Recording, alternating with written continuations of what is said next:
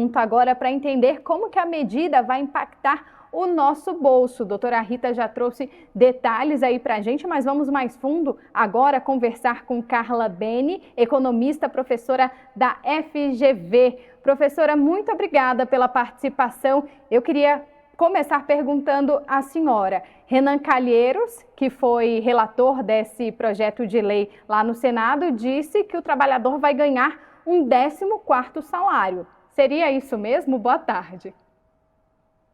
Boa tarde, Vitória. Boa tarde a todos. Olha, começar uma entrevista com uma notícia boa dessa é tudo de bom mesmo.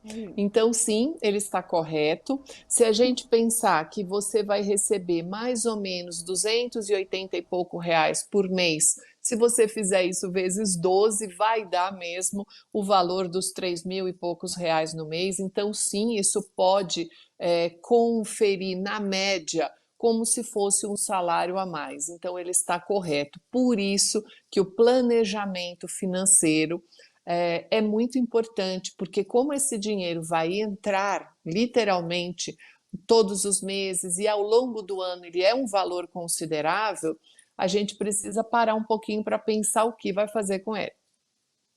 E como que essa medida pode impactar os cofres públicos, né? A gente sabe que não vai sair das empresas, esse valor sai do governo. Na verdade, o governo deixa de arrecadar. E como que isso pode impactar ali nas contas públicas? Na verdade, esse projeto ele é um projeto chamado neutro, inclusive esse termo foi usado muito. Por quê? Porque a cobrança do percentual de quem ganha mais vai cobrir o percentual de quem deixa de pagar o imposto. Então é importante a gente entender que 10% dos contribuintes no Brasil, eles concentram 51% da renda nacional. Então o Brasil é um país com muita concentração de renda, então aquele percentual a mais que quem ganha vai pagar a mais, vai cobrir a diferença, por isso que esse projeto é chamado de neutro. O presidente Lula disse que as pessoas isentas vão acabar gastando mais, movimentando a economia, mas isso também seria um alerta desse gasto a mais ou até mesmo gastar com a expectativa do que vai cair lá na frente? Olha, aqui a gente precisa pensar numa questão da macroeconomia, porque na macroeconomia, vamos pensar num âmbito geral. Cada família é um poder decisório, Vitória. Então, cada família vai decidir o que fazer com essa diferença. Se vai comprar mais no supermercado, se vai pagar uma conta atrasada, se vai começar a fazer uma aplicação financeira, se vai engordar a aplicação financeira, se vai começar a fazer um curso, vai gastar mais com serviços. Então, como isso é dependente de cada família e a economia é uma ciência social, esse valor vai entrando na economia aos poucos. Então, sob a ótica macroeconômica, ela não vai causar um processo, uma preocupação de uma inflação, nada disso vai acontecer. E sob a ótica, no caso, microeconômica, aí sim vai ter que ser cada família conversar, decidir o que vai fazer com esse valor. Por quê? Porque se a gente não parar para pensar nele, a gente esquece dos R$ 3.500 ao longo do ano e esse dinheiro acaba, digamos assim, sumindo aos poucos todo mês. Uma fala que eu queria até repercutir com a senhora, ele disse o seguinte, que essa renda extra beneficia quem tem maior propensão a consumir, diferentemente das classes mais ricas, que têm tendência a poupar ou investir. Eu achei curiosa essa fala e queria saber se é algo mesmo de senso comum ou é algo habitual mesmo das diferentes classes.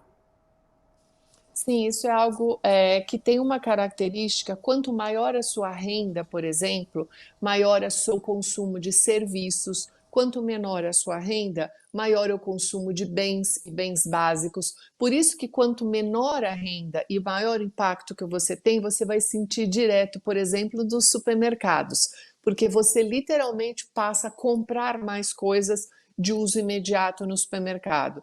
E a questão entre a alta renda e a baixa renda é aquilo que sobra, Vitória. Então, para que você possa aplicar no mercado financeiro, você tem que ter sobra de renda. e só tem sobra de renda quem gasta menos do que ganha. Então, essa daí é o equilíbrio que a gente tem, que na verdade está desequilibrado, por isso que você precisa fazer essas medidas para tentar esse sistema compensatório de um pouco mais de justiça tributária. Há outros pontos ainda a se conferir, mas esse é um grande avanço. Sim, até porque é um alerta também quando a gente fala de dinheiro a mais, o gasto é um pouco maior, justamente quem tem esse hábito de consumir mais, mas é também um alerta mesmo para a questão do endividamento das famílias, né? É um problema que hoje nós enfrentamos e que deve ser sempre ali muito bem controlado. Há esse risco com esse dinheiro maior? A senhora, como economista, como que a senhora avalia? Ou não? Realmente será benéfico para pagar uma conta, para ter uma condição melhor no mercado, que a gente sabe que está tudo muito mais caro, né? Está tudo muito caro hoje. Você vai fazer uma compra de supermercado, esse dinheiro, esse 14º salário será muito bem-vindo. Mas a questão do endividamento hoje ainda é um problema no país? Sim, o endividamento nosso, ele hoje está em 43% da população adulta. E é até interessante que se você entrar, por exemplo, no mapa da inadimplência do Serasa, você vai encontrar esses dados. E são os 3 grupos de contas em atraso. Primeiro é cartão de crédito, depois são contas de consumo, luz, água e gás, e em terceiro, o varejo. Então, esse valor é muito importante que as pessoas façam seus planejamentos familiares e quitem contas em atraso. Os juros embutidos nas contas em atraso são altíssimos. Então, quando eu estou falando de negativado, você já está com o nome negativado. Então, até para você poder usar o termo popular, que é limpar o seu nome, essas contas precisam ser pagas. Então, é muito importante que esse valor seja usado para isso. E é isso, mais ou menos, Vitória, que é o que está sinalizando as últimas pesquisas. Carla Bene, economista, professora da FGV, muito obrigada pela participação e pelos esclarecimentos hoje com a gente ao vivo aqui no Poder Expresso. Obrigada, professora. Boa tarde.